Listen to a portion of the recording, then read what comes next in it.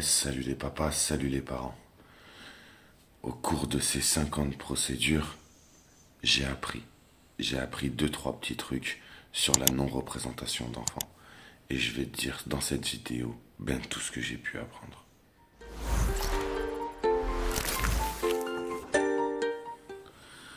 Alors déjà, quand tu vis une non-représentation d'enfants, sache que dans la playlist documents administratifs, tu peux trouver un document qui te dit que tu peux aller porter plainte pour non-représentation d'enfants, et ce, même sans avoir un jugement du juge aux affaires familiales, dit le JAF.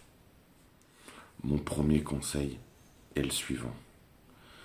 Ne fais pas plusieurs plaintes, parce que imagine-toi un bureau, des dossiers, et là tu empiles des dossiers les uns sur les autres. D'accord ? Tu as porté plainte une fois pour non-représentation d'enfants. Tu n'as pas de nouvelles, mais tu continues à les vivre, ces non-représentations d'enfants. Le premier conseil, et celui-là a été dit par tous les avocats sur la chaîne YouTube. Imagine-toi cette pile toujours, au lieu de rajouter des dossiers, tu vas faire gonfler ton dossier. D'accord ? Donc tu fais des compléments de plainte.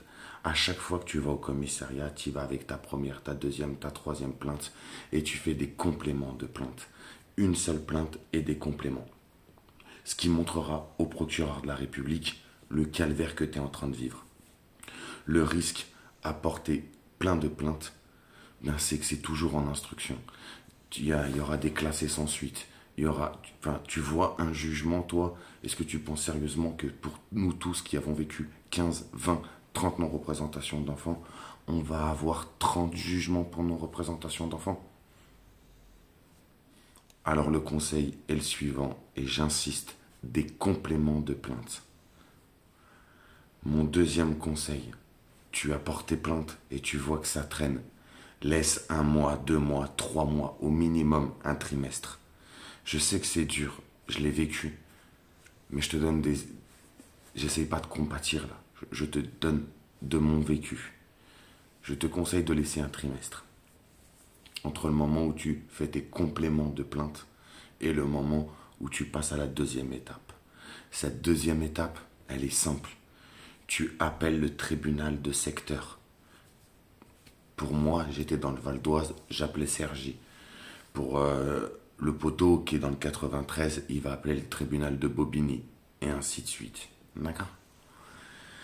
Tu demandes à parler au service du procureur, on ne te les donnera pas au téléphone, mais tu peux demander l'adresse mail. Avec cette adresse mail, tu fais un mail bien fait, où tu demandes où en sont tes plaintes, ou ta plainte avec ses compléments de plainte. Tu prends le numéro de la plainte, tu le mets dedans, tu fais un beau mail. Oui, tu viens calvaire, mais les personnes qui vont lire le mail, mais ils y sont pour rien. Ils font du 9h-17h, ils travaillent. J'insiste sur cet élément. Restez courtois. Je sais que c'est super dur quand tu le vis et tu as envie de t'en sortir et c'est compliqué de ne pas avoir ses enfants. Mais restez courtois, poli. C'est super important. Mon troisième conseil, c'est les procédures d'urgence. Et je ne vais pas t'en parler moi, je ne suis pas avocat. On a fait un direct avec Maître Appelbaum. Je te le mets là. N'hésite pas à aller le voir dans la playlist avocat de conseil. Non, pardon, conseil d'avocat. Il est 4h du matin à l'heure où je t'ai fait cette vidéo. Bien sûr, comme d'habitude, pour toutes les personnes qui régulièrement commentent, merci. Si j'ai oublié quelque chose dans cette vidéo, j'ai pas la science infuse. T'hésites pas à le mettre dans les commentaires. Et si c'est pertinent, si c'est bien écrit, je l'épingle. Comme ça, toutes les personnes qui viennent voir les commentaires, le verront. En tout cas, voilà, le but est de faire avancer vos procédures.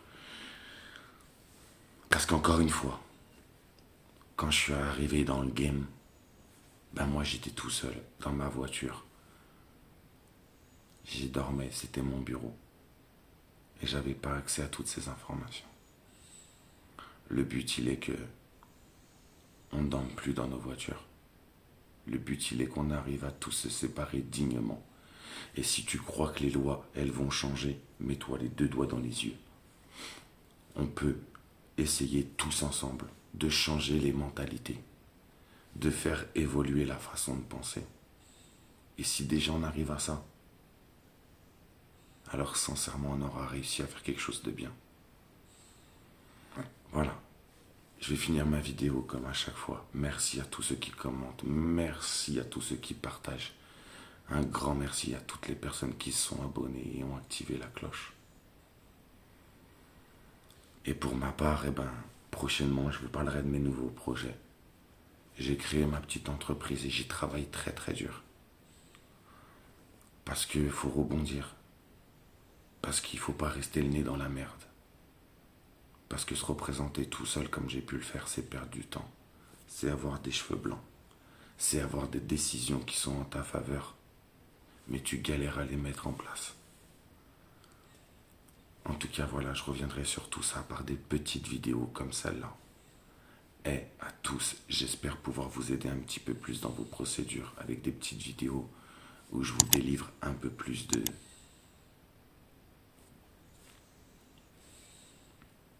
mon vécu.